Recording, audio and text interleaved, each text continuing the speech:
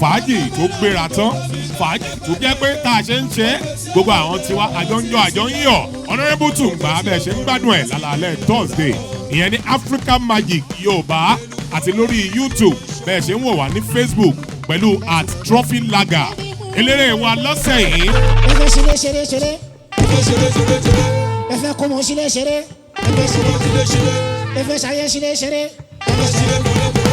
Honourable ni ẹ mú. ó ti trophy ni ẹ mú. adẹ́rìn pòṣónú bá a ṣe ń gbé wọn wá.